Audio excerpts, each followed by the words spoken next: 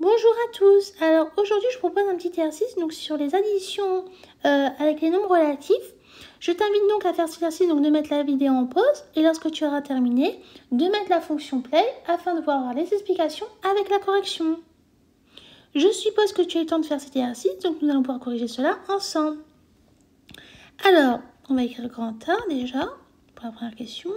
On a moins 3 plus 12 plus 5 plus 17 plus 9. Donc déjà, on pourrait faire quoi? On pourrait calculer moins 3 plus 12. Donc, ce qui va nous donner moins 3 plus 12, ça nous fait 9. Ensuite, on copie ce qu'on n'a pas encore calculé. Donc, comme tu sais aussi, l'addition, c'est commutatif. Donc, c'est-à-dire que tu peux modifier l'ordre pour calculer. Parce qu'en fait, tu peux calculer de manière astucieuse.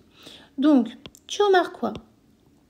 Tu remarques ici, on a 9 et là, tu as 9. Donc, comme tu sais, 9 plus 9, ça nous fait 18. Tu peux aussi, par exemple, calculer 5 plus 17.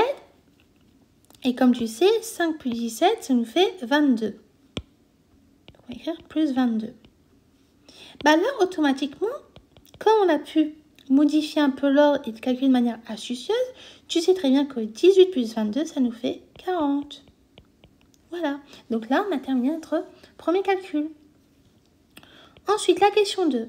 On a par exemple grand B est égal à 17 plus 1. Bah, comme tu peux le comprendre, hein, c'est assez évident. 17 plus 1, ça nous fait 18. Ensuite, la question 3. La question C est égale à 8 moins 2 moins 5 plus 15. Donc en fait, si tu veux déjà, l'idéal, c'est de regrouper tout ce qui est positif ensemble et tout ce qui est négatif ensemble. Donc comme tu peux le voir, en positif, tu as 8 et tu as 15. Donc on va les recopier ensemble. Donc on a 8 plus 15. Et tu remarques en négatif, tu as moins 2 et tu as moins 5. On peut les remettre ensemble, moins 2, moins 5. Ce qui va nous donner quoi? Bah, 8 plus 15, comme tu sais, ça nous fait 23. Et moins 2, moins 5, ça nous fait moins 7. Ce qui va nous donner que C est égal à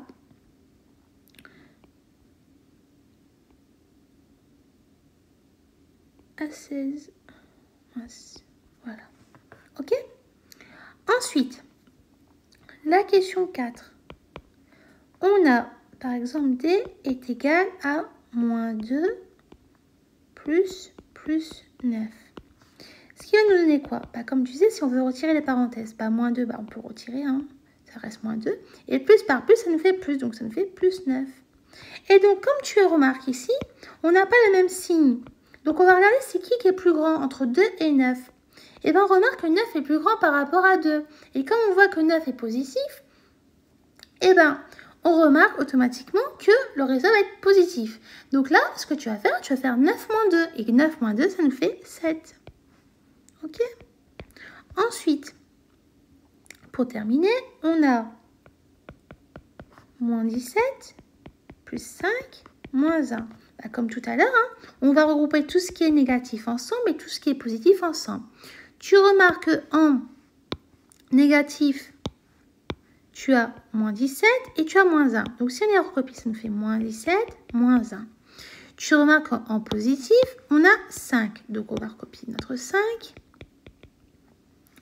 Ce qui va nous donner moins 17 moins 1, tu sais très bien que ça nous fait moins 18. Bien sûr, on copie notre plus 5. Et comme tu peux le remarquer, on n'a pas le même signe. C'est-à-dire quoi? Bah, c'est-à-dire, on va faire comme tout à l'heure. On va remarquer qui est plus grand. Est-ce que c'est 18 ou est-ce que c'est 5? Bah, c'est 18. On remarque que derrière notre 18, on a un moins. Donc, ça veut dire que notre résultat va être négatif, déjà. Et comme on n'a pas le même signe, bah, en fait, tu vas faire 18 moins 5. Et 18 moins 5, ça nous fait 13. Donc, moins 18 plus 5, ça nous fait moins 13. Donc, voilà. Donc, j'espère que tu as pu comprendre comment calculer dans le cas d'une addition avec des nombres relatifs. Je te dis donc à bientôt et au revoir.